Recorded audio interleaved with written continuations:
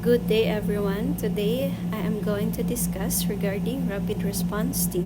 What is our objectives for this lecture? So firstly, it is to define rapid response team. Secondly is to be able to understand the structure and its composition. To be able to familiarize the different types of scoring tools. And to learn the RRT algorithm. To learn to compute for the Muse score, and also to utilize SPAR method during activation. So who are this rapid response team? This is a group of healthcare professionals that can be activated in response to clinical criteria activation. Our aim is to provide patient a safer environment by assisting the ward nurses in delivering of quality care for those patients who are exhibiting early signs of decompensation to prevent further deterioration that could lead to cardiac and respiratory arrest. The qualified staff that can be member of rapid response team are those staff who are working and have an experience in critical care department like ICU. And also, we would like to emphasize that rapid response team are not there to replace the code blue team. Our team consists of 4 structure. To begin with the administration, these are those leaders who overseeing the flow of work of the rapid response team so that this team is working and functioning 24/7. Next is efferent, which are the responder. These are the rapid response nurses. Next one is the afferent, which is the caller. They are the ward nurses. And lastly is the quality management. They are responsible for collection of data for the team's continuous improvement and for the evaluation of its success. So let's move on to its roles and responsibility with its structure.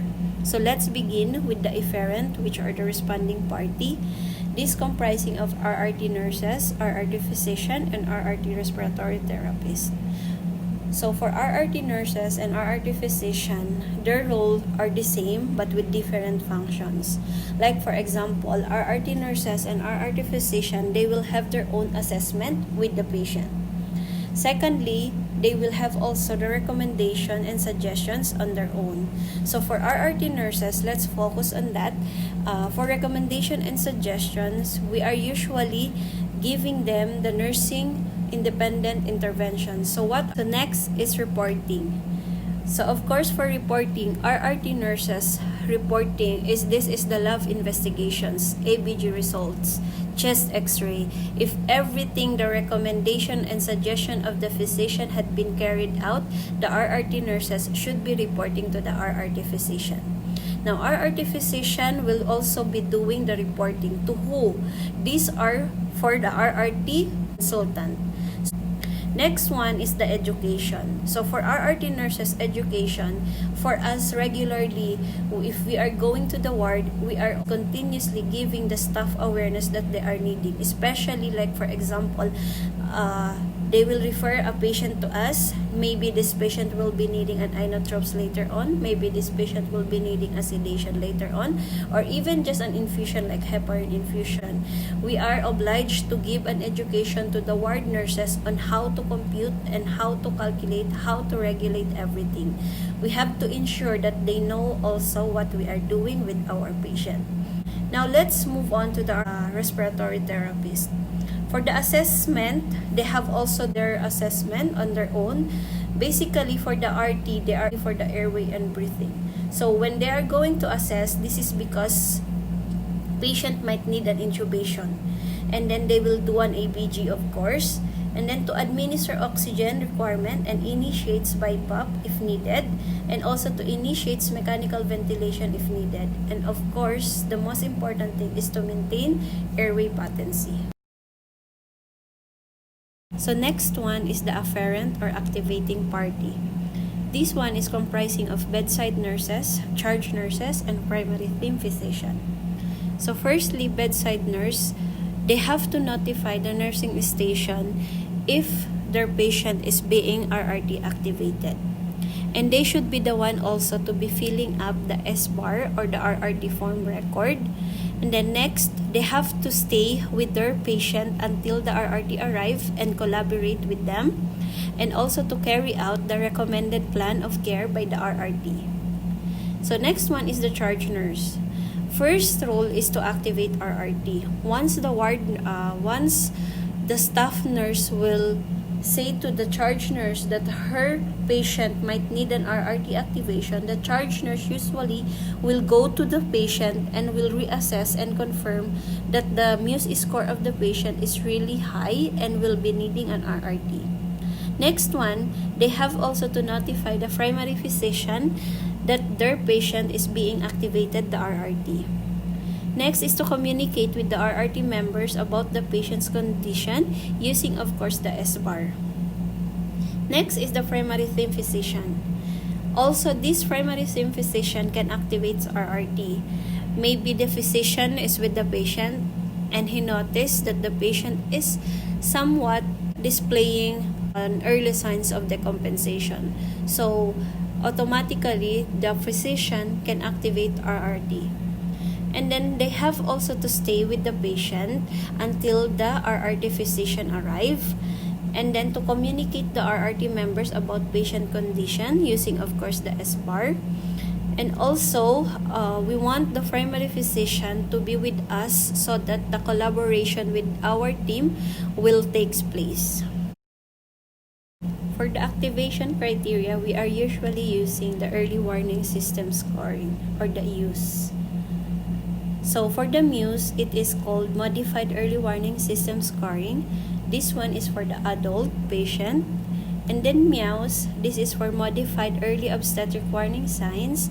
These are specifically for obstetric patient or those pregnant ladies. And then for the Pews, this one is Pediatric Early Warning Signs. Also, this one is for pediatric patients. And then for News, of course, this is for the Neonatal Early Warning System Scoring. S-bar stands for Situation, Background, Assessment, and Recommendation. These are the method that we are using during activation. Based on our experience, we have already formulated our own algorithm. It is CCPS. It stands for you have to check, then you can call, and please prepare, and then you have to stay. So firstly is to check. Who are you going to check? So of course, this will be your patient. If you assess your patient and the total Muse score of your patient will be 5 to 8, I will be discussing to you later on about this Muse. So basically, these patients are showing now signs of early decompensation. So you have to activate the rapid response team. But there are two exemptions to the rule. Firstly, if one of the 7 physiologic parameters are scoring of 3 and the rest are 0, you can still activate us. Next, if you have a gut feeling that maybe your patient something wrong with him or her, you can also activate us. We can come to you, help you to see if what is really wrong with your patient. Also can advise you on when to call again. Next is to call. After you assess the patient and your Muse score is 5 to 8, you have to call for your charge nurses so that they can confirm that the Muse score of the patient is really 5 to 8. And then you can call the RRT. We have a Bravo. You can activate us through that. And also, the charge nurse will call the primary physician that the patient is being activated on RRT. Next is prepare. You have to prepare the RRT form to be filled up by the ward nurses. And then next, you have to prepare your patient file and investigations also. And you have to prepare also the medical equipments like cardiac monitor, crash cart, or oxygen for the patient. This will save time for the rapid response team. Once they arrive, it's already readily available and it will be easy access for all of us. Next is to stay.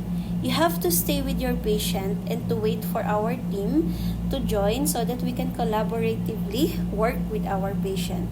And also, we believe that if the primary physician and the primary nurses are with us, it can really saves time because we will not waste anymore our time scanning the documents or scanning the medical file of the patient, because we can just ask you because you are the one who knows better for your patient.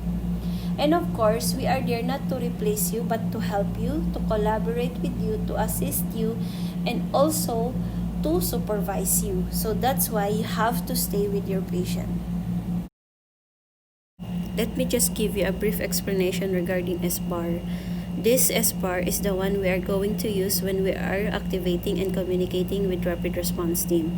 This stands for Situation, Background, Assessment, and Recommendation. Situation is what is currently happening right now with your patient. Like for example, he is desaturating right now.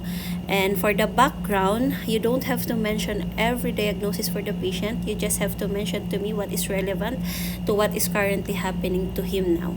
For the assessment, you have to tell me what your assessment with your patient. And for the recommendation, you can recommend to me, like for example, desaturating. You can ask me, ma'am, you want me to prepare now an x-ray for you? You want me now to prepare an ABG syringe for you? Or you want me to hook this patient to the oxygen support?